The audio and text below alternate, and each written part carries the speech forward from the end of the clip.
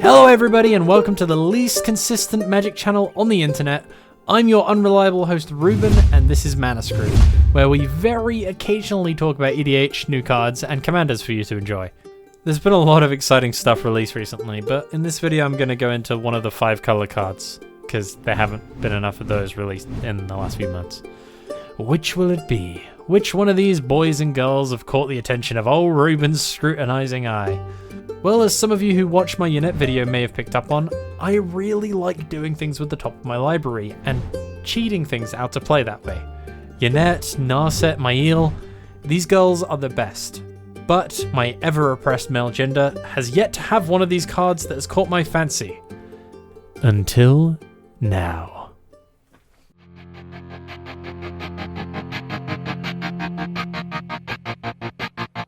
I walk a lonely road. Golos, Tireless Pilgrim costs 5 colorless, and yet is a 5 color general for EDH because of his activated ability.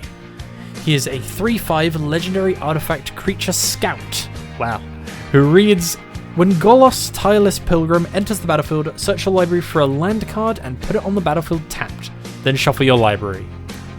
Any land. Finally, you can run Dark Depths, or Urborg, or Cabal Coffers, or Thespian Sage in your command zone. This ability is great, and initially gave me ideas of upgrading my lands deck into 5 colors.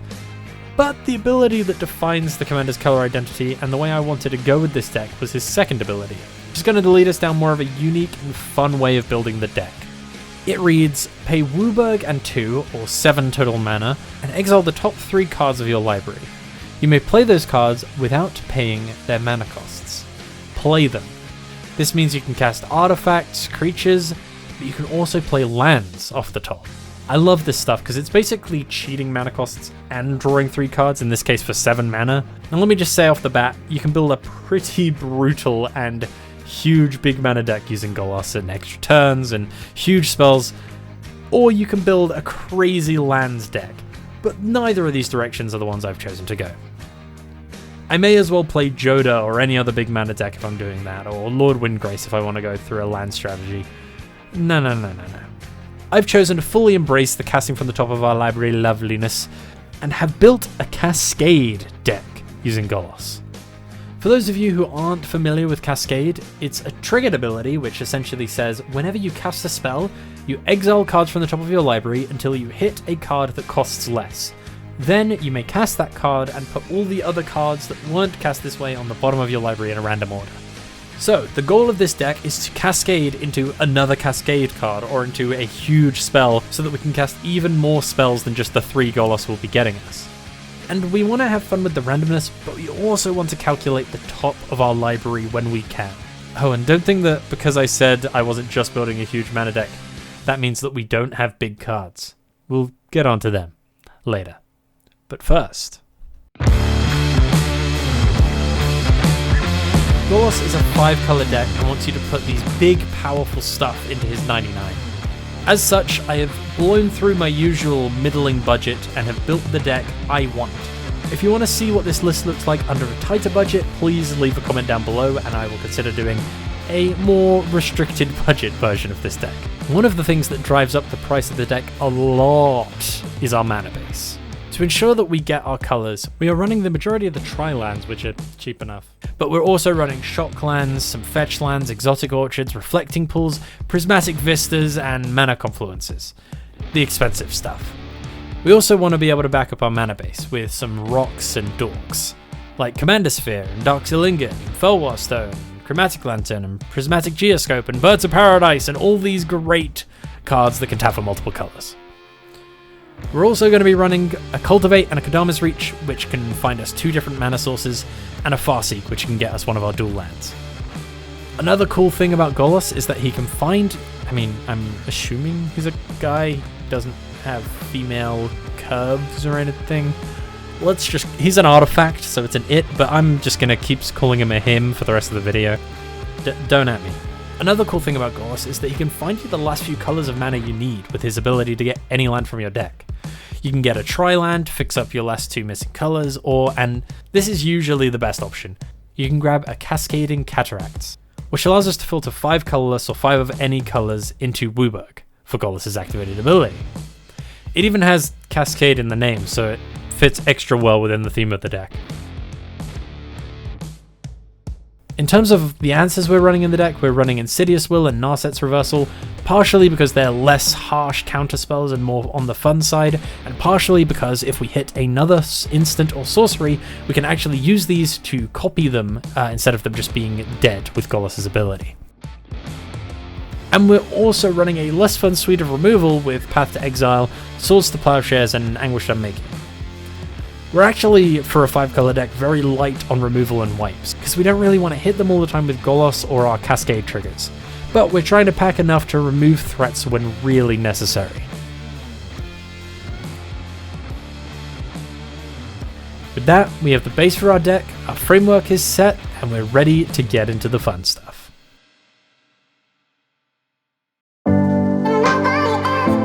We're running all the good Cascade cards, and even some of the not so good ones. One of the best cards to hit with Golos' ability is Maelstrom Wanderer, who has 2 instances of Cascade, meaning we're going to run the roulette wheel twice. This boy will bring 3 cards with him, meaning that if we cast him with Golos, we get him, 2 other cards, and then he's going to cascade us into 2 other cards, which could cascade us into more cards. Is my room getting hotter, or am I just getting too excited about this deck now? We also have a Bloodbraid Elf, Enigma Sphinx, Enlisted Worm, Ethereum Horn Sorcerer, and Shardless Angel, which are all great cards that will get us rolling into more cards, even if we don't use Golos' ability to cast them. And most of these have some marginal benefit in themselves, as well as being Cascade.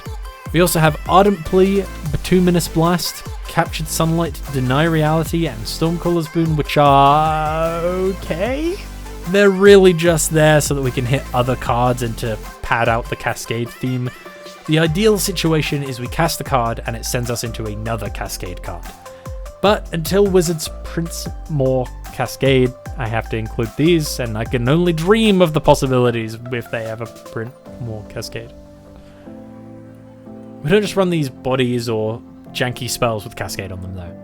We also run Pseudo Cascade or Cascade Givers. Yidris Maelstrom Wielder, Rashmi, Eternity's Crafter, Maelstrom Nexus, and Sunbird's Invocation will all give our spells some sort of Cascade-like effect, allowing us to cascade some of our cards that were never meant to have Cascade. Some of those big spells we're going to be talking about later on. And lastly, a small bit of cute tech in this regard is we're running Jori N Ruin Diver, meaning that whenever we activate Golos' ability and we get more than one spell, from either just casting 2 spells or cascading at all, we get to draw a card, which is just a cute little interaction that gives us some value.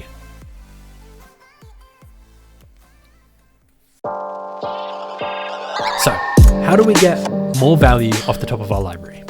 Well, we include a number of thinking effects that let us look at the top few cards and rearrange them, or at least let us know what we're getting into before we activate Golos. We include the expensive staples here like Sensei's Divining Top, Scroll Rack, and Oracle of Moldiah, all of which let us look at one or more cards of our library and either give us information about if they are just 3 useless lands, or give us the ability to stack the top of our library with our own big spells to cast with Golos.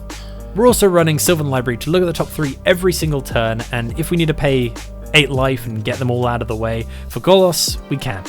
Or we can simply leave the expensive cards up there to cast once Golos comes out with his activated ability.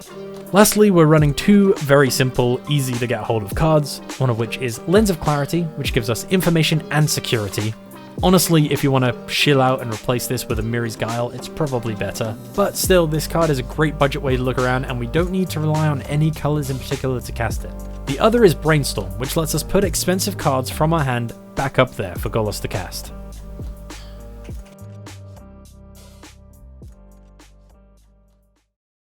We have a lot of huge cards that, if we can get one of our Cascade Givers out there, can get us into something crazy, but can also just be cast with Golos' ability to cheat their mana costs. The first of which is Nizahal Primal Tide, who I've been liking more and more in any of these sort of big mana decks, as they allow us to draw more cards, it protects itself, and lets us fill up our hand. Again, this is another card that could be replaced if you just want to throw a Consecrated Sphinx in its place. We're also running Temporal Cascade. The reason behind this one is, I'd like to say it's for graveyard hate, or for the fact that we don't need to draw cards and we can shuffle everybody else's hands away. Honestly, it's just because it has Cascade in the name. We're also running Cascade Bluffs. I mean, I couldn't bring myself to put in Skyline Cascade as it's a mono color land and comes in tapped, but yeah, okay, moving on.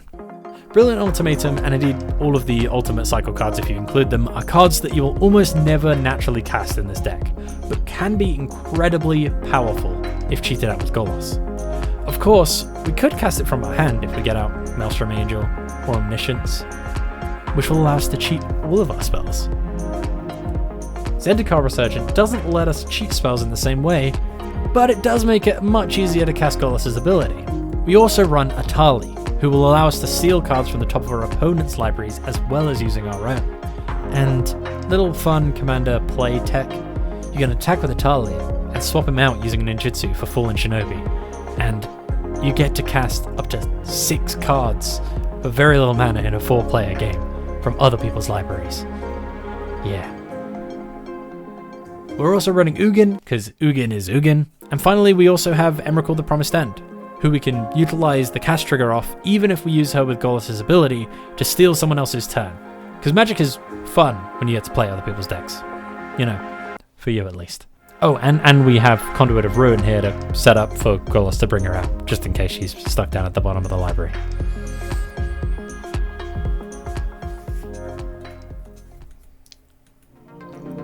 Hello everybody, that's pretty much my idea for the deck. That's the bulk of the cards done.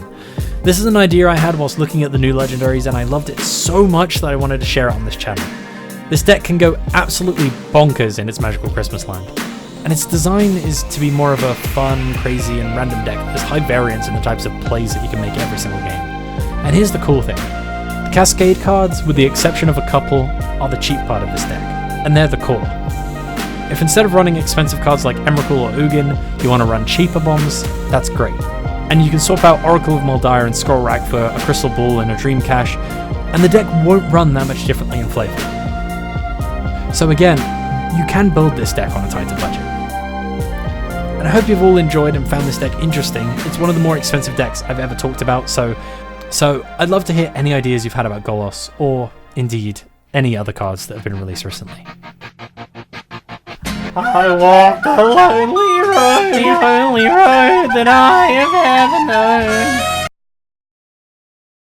Thank you all for watching. I've been Ruben from Manascrew. I hope you've enjoyed this video and it's made you more excited about Golos than you were before. Please share any cool ideas you've had for Golos or any cards I could have added below. And leave a like if you enjoyed the deck tech or any of my other videos. I'd be happy to have you around even if I'm not all the time. I'm trying. I'm trying. Happy brewing, everybody, and I'll see you around.